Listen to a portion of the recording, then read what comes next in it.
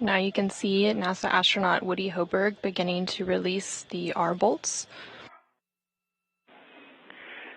All right, Steve, I'm sorry, one more time. We're going to have you say what you saw on those turns and whether you counted the turns or you're reading them off. Well, I counted the turns correctly. Bumper, the lock, when it turned, it went onto the mount for the bolt stanchion.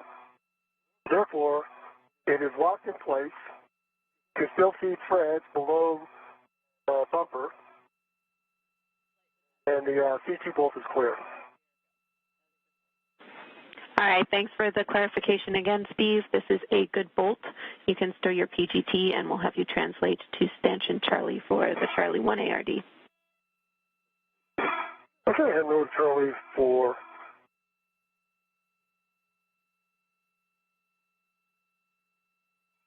The bolts that Hoburg is working on are on the boom end of the upper IROSA, or International Space Station Rollout Solar Array.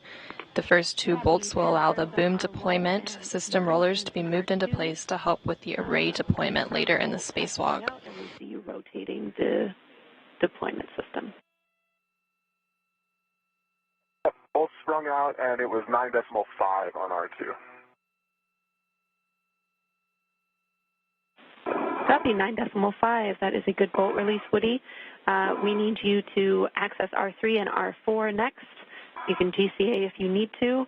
I have new settings for you, and as a reminder, these will be the 245 turn bolts, so we need you in a good body position.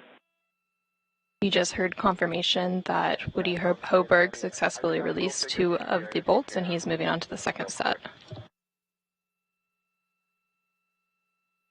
And Woody, we are ready.